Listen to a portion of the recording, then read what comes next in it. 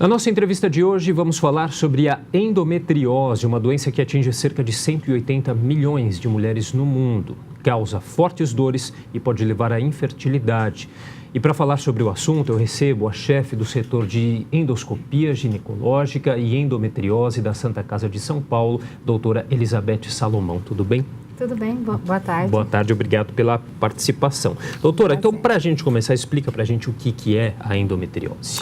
A endometriose é uma doença inflamatória, uma doença pélvica de caráter evolutivo, é uma doença hormônio dependente, que pode atingir a pelve, órgãos pélvicos e extrapélvicos também.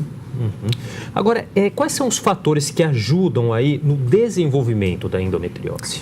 A endometriose a mulher tem o seu ciclo menstrual, que é sempre caracterizado por menstruações que teoricamente não podem ser com cólicas excessivas. Então, aquela menstruação que tem uma cólica, que tem dificuldade para passar e que tira a mulher das suas atividades regulares, é uma menstruação que deve ser pontuada, deve ser cuidada. Tem um fator que é o refluxo menstrual, que é aquele restinho de menstruação que ficou, que às vezes não desce, não termina o ciclo e volta para a cavidade pélvica. Isso é uma das principais causas de formação e desenvolvimento da endometriose. Então, a mulher, às vezes, termina o ciclo e fica um restinho de menstruação junto com a camada interna do útero, chamada endométrio. Isso volta pelas trompas, cai na cavidade pélvica e pode ser uma das principais causas de desenvolvimento da endometriose. Ela pode ser uma doença hereditária? Ou é uma doença hereditária? Se sim, aí qual que é a chance aí da filha ter esse mesmo problema que a mãe? Quase 50% das causas da endometriose podem ser causas genéticas, né?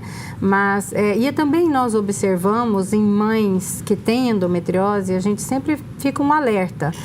Qual é o tipo do seu ciclo menstrual? A senhora tem filha? Sim. Então, precisamos ficar atentos ao ciclo menstrual desta filha, porque o caráter genético, ele é responsável por quase 50% do desenvolvimento da endometriose. Então, filhas de mães que tiveram ciclos menstruais dolorosos, dificuldade para engravidar e já o diagnóstico estabelecido de endometriose devem ser avaliadas cuidadosamente em relação ao seu ciclo menstrual, porque elas podem sim desenvolver a endometriose, por um caráter genético, sim. Agora, doutora, quais que são os principais sintomas? Eles podem aparecer já desde cedo, desde da primeira menstruação? As primeiras menstruações, elas não são ovulatórias. Então, geralmente, as mulheres não têm dor durante o ciclo. Nas primeiras menstruações, aquelas meninas com 12, 13 anos, assim, que iniciam os ciclos menstruais regulares. Mas assim que as menstruações mudam de caráter, o padrão do ciclo menstrual muda, é necessário a investigação. Porque o normal não é ter cólica, não é ter dor, não é sofrer durante a menstruação com cólicas menstruais. As cólicas menstruais esperadas são aquelas que não atrapalham a mulher, que não tiram a mulher das suas atividades habituais. Então, acho que esse é o principal sinal. Quando a cólica menstrual tira a mulher das suas atividades habituais, impede que ela vá à escola, que ela faça as atividades físicas habituais, que ela vá ao trabalho, aí sim essa cólica menstrual deve ser investigada e procurada saber qual é a causa dela, porque ela não é normal. Acontece isso de as mulheres às vezes não conseguirem diferenciar o que é uma cólica normal da endometriose? A mulher ela é muito conceitual que menstruação tem cólica e cólica é dor. Então, isso é ruim, porque ela acaba achando que aquilo é natural. E não só ela, a sociedade em si, não, cólica é normal, né? Todo mundo tem cólica mesmo quando está menstruada. E isso atrapalha um pouco, porque ter cólica no primeiro dia do ciclo, no segundo, mas uma cólica que não é incapacitante, isso é habitual. Não digo que é normal, mas é habitual, é o esperado, pode acontecer.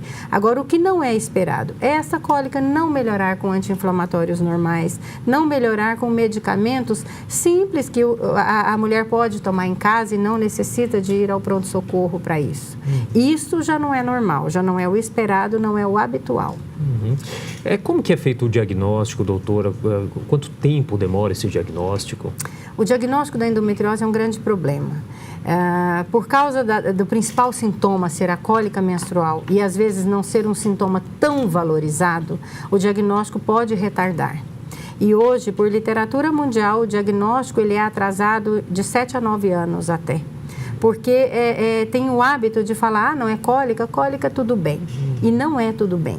Aquilo que a gente já falou, a cólica incapacitante não é tudo bem. Então, quando a gente está diante desse tipo de sintoma, que não melhora com medicamentos normais e que tira a mulher da sua capacidade de vida, a gente tem que procurar um diagnóstico. E o diagnóstico, ele começa por um bom relacionamento médico-paciente. Ele começa na história, uma coisa que a gente fala que chama-se anamnese, é a história que a mulher conta para o médico. E ele vai suspeitar, vai fazer um bom exame físico e vai poder solicitar exames diagnósticos que nós já temos hoje, que são responsáveis por fazer o diagnóstico dessas mulheres. Hoje nós temos 2 principais exames diagnósticos por imagem que nos leva ao diagnóstico da endometriose. Qual que é a chance, diante aí de um diagnóstico da endometriose, de uma mulher engravidar?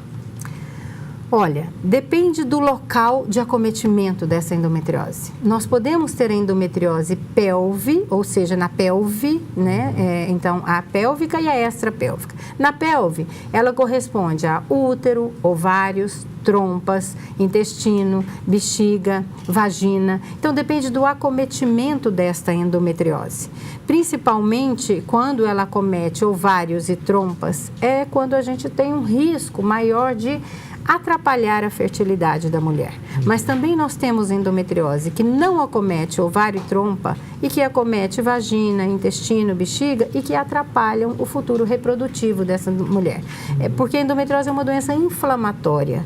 E como todo processo inflamatório, ela deixa um ambiente hostil ali no local que ela está.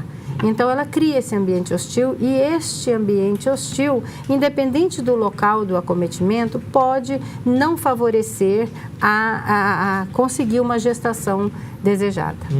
Doutora, quais que são as opções de tratamento que nós temos hoje e como que o Brasil anda trabalhando as questões de políticas públicas em relação a essa doença?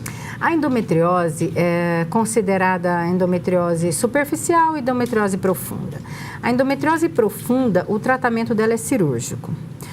O tratamento medicamentoso hormonal, ele é restrito ao tipo, ao local de acometimento. A endometriose superficial responde bem, razoavelmente bem ao tratamento medicamentoso, mas ele fica mais reservado para segmento de um tratamento cirúrgico e para alívio da dor. O que a gente tem que entender é que o medicamento, o hormônio ajuda? Sim, ele ajuda, mas ele ajuda para melhorar a qualidade de vida, para tirar a dor dessa paciente e evitar talvez a progressão da doença. Mas ele não é um tratamento curativo. Ele não resolve a endometriose em si. Geralmente, dependendo do local de acometimento, a gente precisa fazer o tratamento cirúrgico e o tratamento medicamentoso complementar ao tratamento cirúrgico. Ok. Em relação ao Brasil, eu acho que hoje nós podemos ficar contentes porque ainda falta muito, mas já estamos caminhando. Já tem algumas ações em prol da endometriose na saúde pública. Então, eu acho que hoje mudou um pouco o perfil e eu acho que estamos começando a fazer com que a endometriose seja vista na saúde pública também. Mas ainda temos muito que caminhar. Tá certo. Queria agradecer a participação da doutora Elizabeth Salomão, que é a chefe do setor de endoscopia ginecológica e endometriose da Santa Casa de São Paulo. A gente falando um pouquinho hoje aqui sobre a endometriose. Obrigado pela participação. Muito doutora. obrigada. Foi um prazer.